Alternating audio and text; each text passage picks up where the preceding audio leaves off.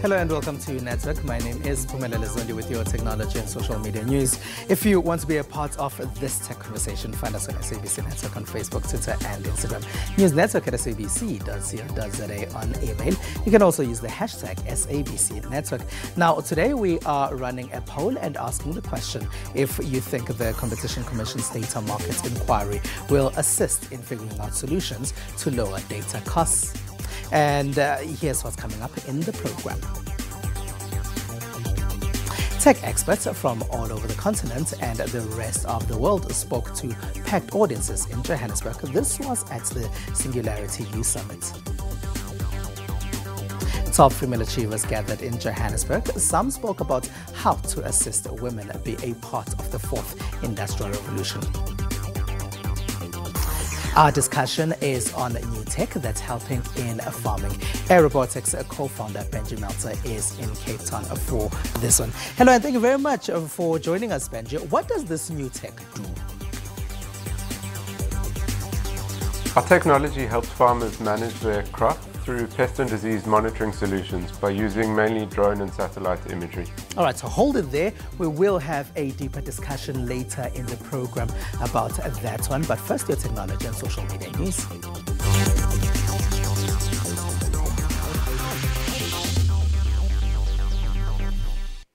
Exponential technologies took the spotlight at the Singularity Youth Summit that was held in Kyalami recently. Speakers were talking about future-proofing Africa.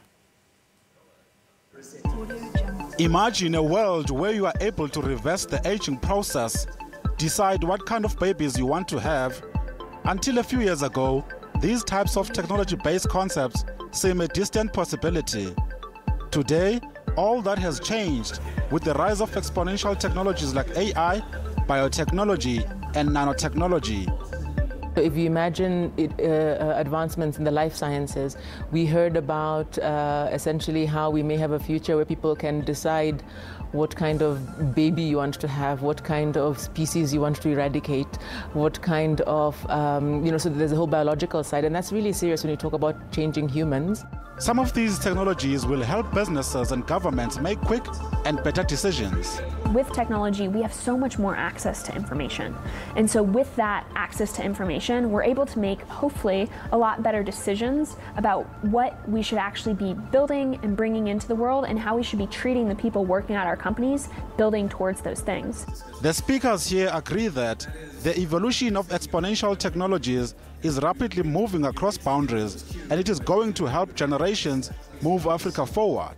We're looking for partners who would work with us to move Africa forward. The stats show that Africa would have the largest working population by 2034. Put it in context, it's not very far, that's about 15 years from now.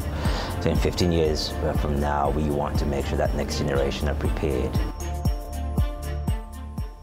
Speakers at the Top Women Achievers Conference shared their worry on continuing gender barriers in the tech space. They also say many women appear to be leaving tech-related fields. This happens as technology is becoming one of the most important components of any business. Many gathering at the Top Women Achievers Conference feel they should be doing more to help other women understand the importance of technology so they too can realize its importance in any work environment.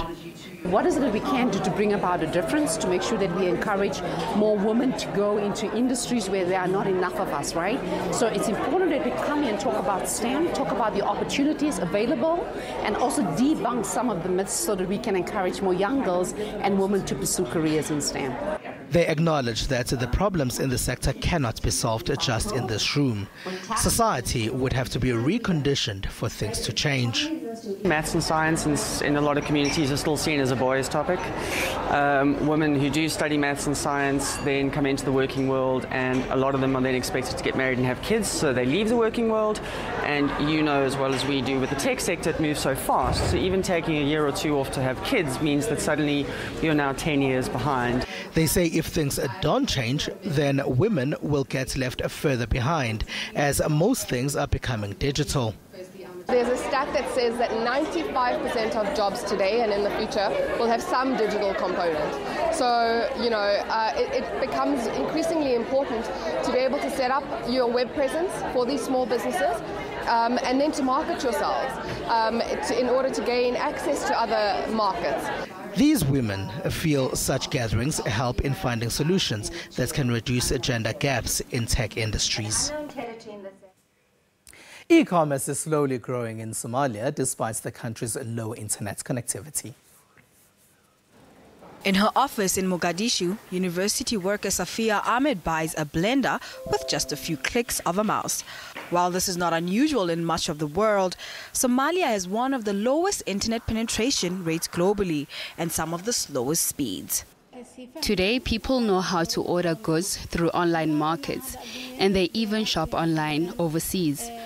As you know, the internet in Somalia used to be very low because not everyone could get access. But now everyone can get internet via mobile, at home and elsewhere. So Somalia online businesses will be very successful in the near future.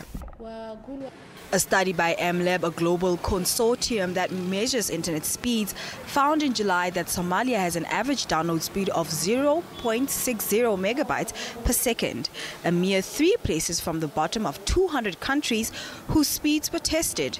In comparison, Singapore, which is ranked number 1, has an average speed of 60.39 megabytes per second. There are many challenges we face. The infrastructure of main cities of Somalia and most of the roads were broken in the war, and our delivery cars and motorbikes struggle to get to a place. In some cases, there is no home or postal address for you to follow when someone orders goods online. We waste a lot of time to get the right directions to a client's home, and we spend more money calling clients via our cell phone to get his home. According to Somalia's Ministry of Post, Telecommunications and Technology, just 1.88% of Somalis used the internet as of 2016. Don't forget us on Twitter as we are asking you if you think the Competition Commission's data market inquiry will assist in figuring out solutions to lower data costs. Now, someone did find us on Twitter and they answered our question. Klaus is tweeted us saying that he is hoping and praying that data prices get reduced. Remember that it is SABC Network on Facebook, Twitter and Instagram, News Network at sabc.co.za on email. Stay with us.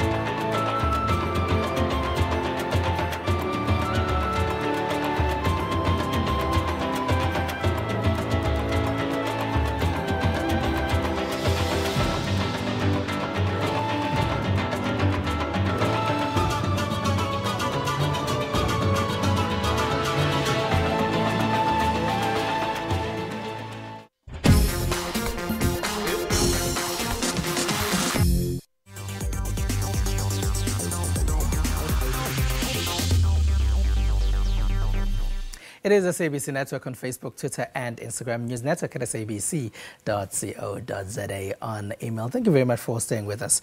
Now, Aerobatics uses aerial imagery from drones and satellites to help farmers spot diseases early. Now, the Cape Town startup has found a way to sell its methods internationally.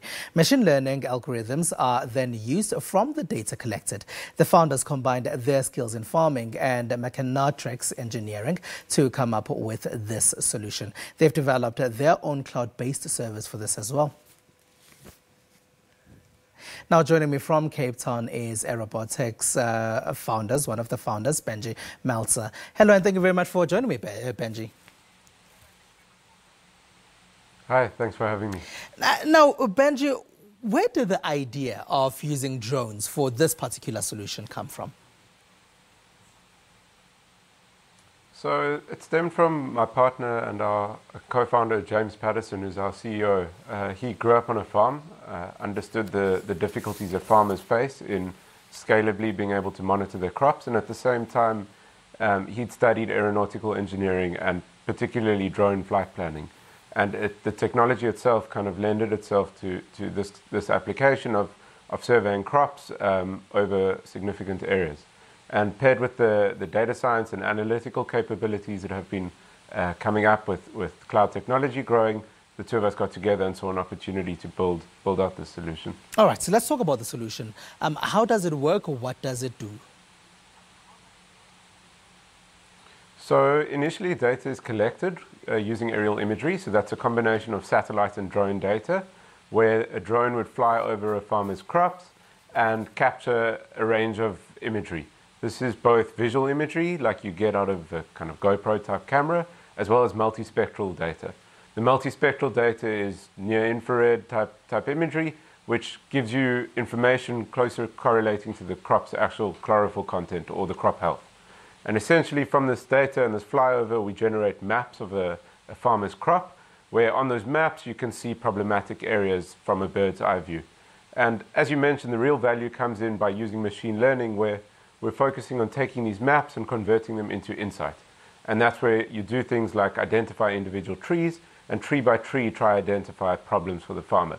Along with this, we've built a range of applications that let farmers actually interact with this data, make decisions, and derive an action by potentially walking out into the field, diagnosing specifically what is wrong with that tree, and coming up with some sort of control application to correct whatever is wrong. And I suppose farmers would get this data through the use of their mobile phones? Yes, so it's a combination of being available through our web application as well as their smartphones. So we've built a couple of apps that farmers could use to interact with this data and do different things depending on what the use case is. And a lot of startup companies often complain about funding.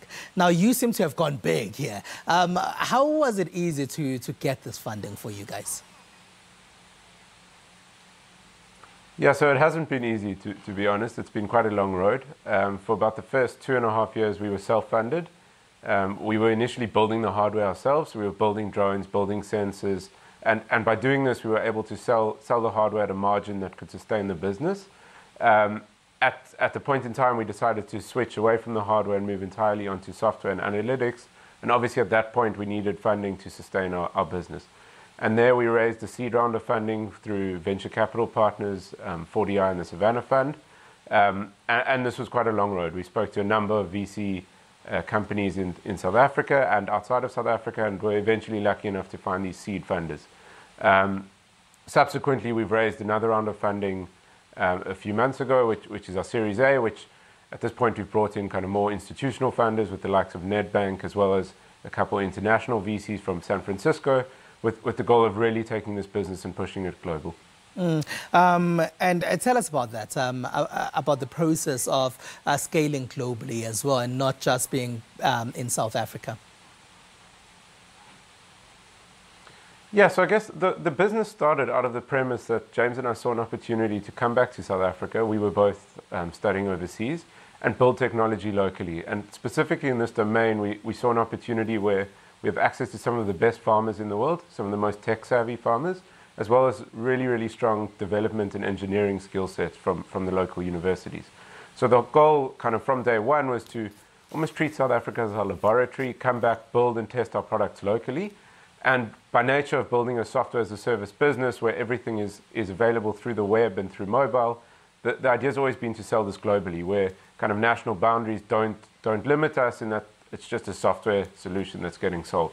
So recently we've really started pushing out into global markets, where focusing on the crops that we're working with, which are typically citrus, nuts, and grapes, starting to open doors in international markets. And yeah, at the moment we're in about 11 countries and just starting to really grow internationally. And the farmers themselves, when you told them that you wanted to introduce this new technology, were they open to it? Are they open to it?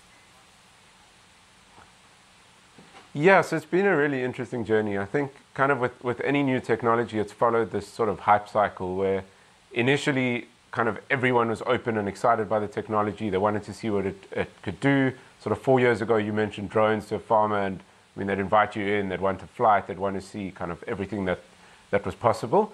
As a result, what happened with the technology is a lot of people started overselling and kind of overpromising and under-delivering because of this opportunity in the market. So as a result, this led to a kind of dip in expectations and in perceptions of drones. And we're kind of starting to come out of that now, where farmers are starting to really understand what the value proposition is. They also understand the technology well enough to understand what is and isn't capable. Yeah. All right, so Benji, what's next for you guys? Sorry, was that what's next for us? Yeah. Yeah, so next for us is, as I mentioned, growing on an international scale. We've built this product, we've proven that we've got product market fit, and now it's really about commercializing the business and getting out to market. And at the same time, it's still about pushing boundaries on the product side and really adding more and more value by using machine learning, using these analytics and extracting as much insights as we can from this data. Benji Meltzer, thank you very much for joining us. Thank you. That is Benji Meltzer there joining us in Cape Town, one of the co-founders of Aerobatics. And this week we also caught up with rapper AKA. He told us what his favorite technology is. My favorite piece of technology is probably my PlayStation. Because it allows me to be someone else for 2 hours of the day. So I can, be somebody else. I can be Ronaldo if I want to be, or I can be a race car driver, or then I can go back to living my normal life. PlayStation.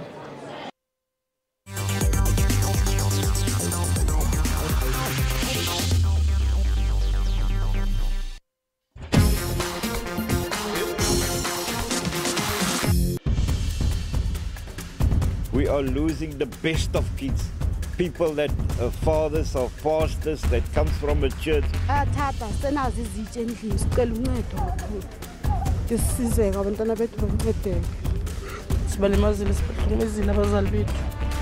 No taxi, nothing. We were not notified. I get to town, there's nothing.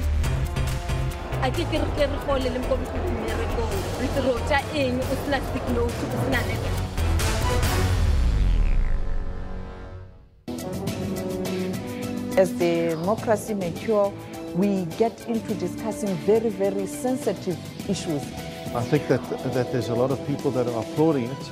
I'm sure it's going to be appealed. It is the beginning of a long journey of South Africa fighting racism. That sticky label of being a white party, so to speak, doesn't seem to want to go away. So the competition actually helps, and it brings out winning in total. Stay tuned to Media Monitor every Sunday from 9 a.m.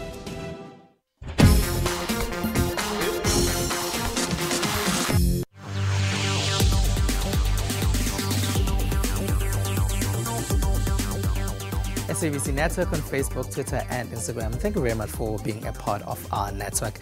Now, a Libyan telecoms company has launched 4G services, and Google might be charging mobile phone makers to access app marketplaces.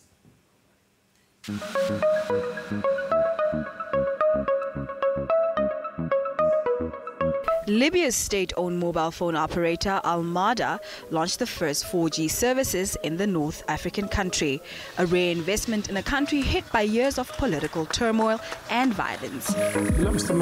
Yesterday's 4G service was launched. The service has been through several stages to develop the network infrastructure. It has been a long journey, but the service is specifically to enhance the internet. As we saw yesterday, the speed now surpasses 100 megabytes and even theoretically 300 megabytes. But it all depends on the circumstances of the radio. The service, equivalent to 10 times the speed of the previous 3G internet, was activated at Al-Mada's headquarters in Tripoli. Representatives of specialized ministries and experts in the field of high technologies met in Moscow to participate in the international forum Open Innovations held in the Skolkovo Innovation Center last week. Experts from 90 countries attended the forum to discuss the digital economy development in Russia. When such a robot is applied in a school or classroom to have a lesson, it draws more emotions in children, and thus the information is better remembered. The Russian government's Digital Economy Development Program approval last year has the ambitious goal to make Russia one of the world's most technological advanced countries in less than 10 years. Phone maker Huawei launched its new flagship handset in London last week. In the EU, the Chinese firm may face a new bill from Google. There, the US giant is set to charge manufacturers for access to its app marketplace, Google Play. In return, they are freed from any obligation to install Google's other software, such as search. That's after European regulators found that Google had broken antitrust laws.